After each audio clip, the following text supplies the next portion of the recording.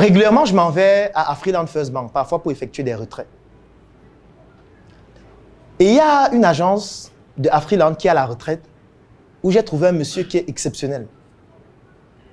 Le monsieur, en fait, il est à la banque. Il est très bien habillé, bien brandé. Quand vous entrez, il vous dit « Bonjour monsieur, comment vous allez ?» Quand c'est la première fois. Quand vous venez la deuxième fois, il dit « Bonjour monsieur Numbissier, comment vous allez depuis la dernière fois ?» Ça a changé. Il vient d'adapter son discours et il vient de le personnaliser. Comme je l'ai expliqué tout à l'heure, le service après-vente, c'est la personnalisation. C'est ça qui permet de faire comprendre au client que vous vous adressez spécifiquement à lui et que vous allez lui apporter des solutions qui lui sont spécifiques. Et quand je viens pour la deuxième fois, vous savez ce qu'il fait? Il anticipe sur mon besoin. Vous voulez effectuer un nouveau retrait? Je dis oui.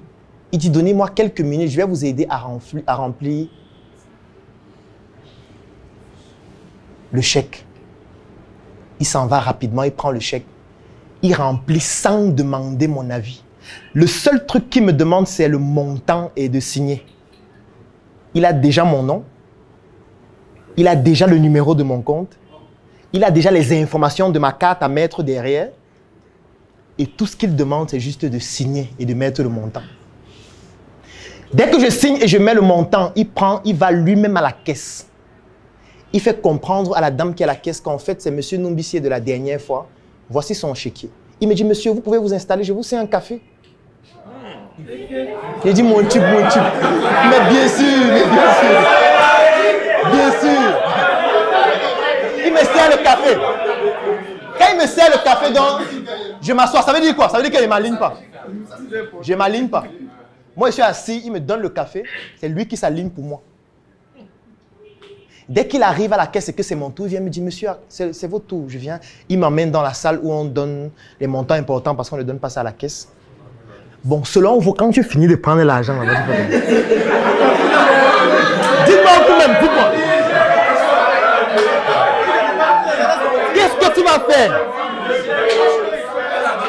Est-ce que c'est lui qui va te demander est-ce qu'il y a quelque chose? En fait, c'est un principe spirituel. Ça veut dire qu'il vous a tellement apporté depuis que vous êtes entré dans l'agence que c'est normal qu'à la fin, vous lui donniez quelque chose. 50 000, là, tu fais un très bon travail. Il dit, merci beaucoup. Sauf que ça, c'est seulement sur un client. Avec un client. Et ce n'est qu'en une seule journée. Bon, maintenant, imaginez le nombre de clients qui entrent dans cet agent chaque jour. Imaginez le nombre de personnes qu'il a déjà ciblé à qui il fait ça. Si chacun lui donne seulement 5 000 par jour sur 5 clients, ça fait 25 000 par jour. Il n'a plus besoin de son salaire. Pourquoi? Parce qu'il a soigné son SAV. Et ce n'est pas la banque qui lui a demandé de faire ça. C'est une initiative personnelle. Et vous savez ce qu'il est à la banque? Il est stagiaire. Il n'est pas employé de la banque. Il est stagiaire. Et c'est quelqu'un qui est à la banque juste aussi pour apprendre. C'est un étudiant. Stagiaire. Qui a pris sur lui de dire, je veux faire le SAV de cette banque. Les gens se plaignent trop. Les gens se plaignent qu'on s'aligne trop. Les gens se plaignent que tout le temps, je dois remplir les mêmes choses. Les gens se plaignent, les gens se plaignent. Et vous savez jusqu'où il est allé? Il est allé jusqu'à analyser les fréquences auxquelles les gens viennent à la banque. S'il se rend compte que tu viens à la banque chaque semaine, il pré-remplit tes documents. Quand tu viens, il a déjà rempli. Il connaît le jour où tu viens en général. Il connaît à l'heure à laquelle tu viens. Et vous savez ce qu'il fait régulièrement? Il t'écrit un message à la fin de la semaine. J'espère que vous allez bien, passer une très bonne semaine. Tu dis que mon type. Mon type. Hey. Qu'est-ce qu'on peut faire pour toi? Dis-moi un peu ce qu'on peut faire pour toi. C'est toi maintenant qui lui poses la question. Qu'est-ce qu'on peut faire pour t'aider? En fait, c'est ça le SAV. Le SAV, c'est pour quelqu'un qui est intéressé par la vente. En fait, il doit laisser la vente aux autres et se concentrer plutôt sur le SAV. Parce que vendre, ce n'est pas très compliqué. Et je l'ai expliqué au début. Le SAV, c'est un tunnel sans fin. Il n'y a pas de fin dans le SAV.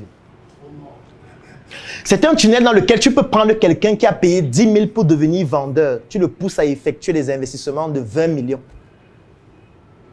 Oui, ça s'est déjà fait. Ça se fait. Il était venu juste pour devenir vendeur. Mais tellement le SAV a été soigné par vous au point où il se retrouve en train d'acheter des produits de 1 million, 5 millions. Il se retrouve en train d'investir dans un projet. Il se retrouve en train de s'impliquer lui-même dans les projets en fonction de sa compétence. Il se retrouve en train de vous inviter, de vous recommander à d'autres personnes. Juste parce que le SAV est soigné. C'est tout. En fait, dans nos entreprises, on dépense trop pour prospecter. On dépense trop pour trouver les prospects. Que ce soit en ayant les commerciaux sur le terrain, en produisant des contenus en ligne, en envoyant les influenceurs qui vont communiquer sur ce qu'on fait, en mettant les affiches publicitaires partout, en passant à la télé, en passant à la radio. On fait tout au quotidien pour avoir des prospects. Après, lorsqu'on a souffert autant, on prend ces prospects, on essaye de convertir une partie en clients. Parfois, on a des taux de conversion de 10%, 15%, 20%, 30%. Et lorsqu'on finit d'avoir ces clients, on les considère comme des numéros. C'est une bêtise. C'est un investissement qui n'est pas rentable. Vous laissez des gens qui ont déjà acheté votre produit. Ils ont déjà pris le risque de vous faire confiance, mais vous les abandonnez pour aller chercher des nouveaux prospects. C'est une grosse erreur. C'est une énorme erreur. Parce que ça va vous pousser à les négliger. Parce que le temps que vous mettez à trouver les nouveaux prospects là, vous devez mettre 2 fois ce temps pour mieux vous occuper d'eux. Parce qu'eux, ils ont déjà pris le risque que ceux que vous êtes en train de rechercher n'essayent même pas de prendre parce qu'ils veulent d'abord analyser plusieurs avis avant de se décider. Eux, ils se sont déjà décidés en payant. Et vous cherchez quoi d'autre ailleurs? Vous devez juste apprendre à d'autres personnes comment chercher cette nouvelle personne que vous devez avoir comme prospect. Et vous concentrez sur ce que vous avez déjà converti. Parce que eux, ils ont déjà pris le risque de vous faire confiance. Et c'est ça qui est plus difficile.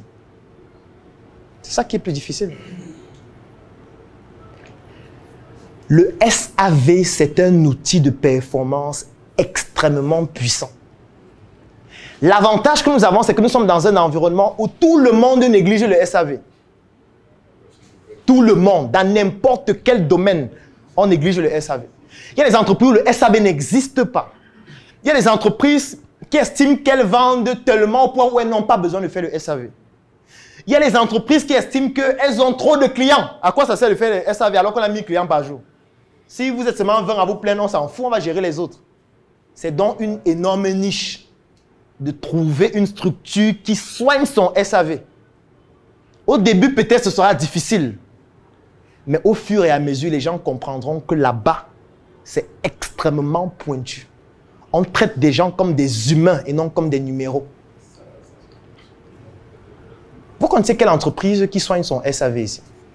Très peu. Très peu. Maintenant, pour les personnes qui souhaitent aller beaucoup plus loin, c'est-à-dire qui souhaitent réellement se former sur les techniques de vente, sur les stratégies, ou alors plus globalement, qui souhaitent rejoindre une équipe de personnes qui vendent au quotidien et qui réalisent des prouesses, vous pouvez rejoindre l'équipe des vendeurs du CENIC. Le CENIC, c'est le Claudel Numisier International Consulting. C'est une équipe qui comporte pratiquement 1000 vendeurs à ce jour. Et nous avons donc des plateformes sur lesquelles nous avons des ressources que nous mettons à disposition des vendeurs, qui sont les ressources vidéo, comme par exemple cette vidéo qui va être mise en ligne la semaine prochaine pour permettre à tous ceux qui n'étaient pas là aujourd'hui de pouvoir suivre la vidéo, de se mettre à jour, de poser des questions et surtout de pouvoir interagir avec les autres vendeurs pour pouvoir améliorer ses techniques de vente, ses stratégies, afin de pouvoir améliorer ses performances commerciales en ce qui concerne ses propres produits, ses propres services et surtout en ce qui concerne les produits et les services du CENIC. Donc, c'est une offre qui coûte 10 000 francs qui est valide 12 mois.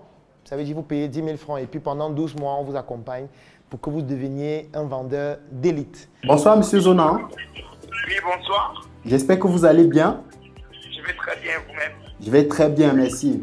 Alors, s'il y a une chose qui fait notre particularité, c'est qu'aujourd'hui, on n'a plus peur véritablement de parler des chiffres. Si je dois prendre le mois qui s'est écoulé, tout récemment, à savoir le mois de décembre 2021.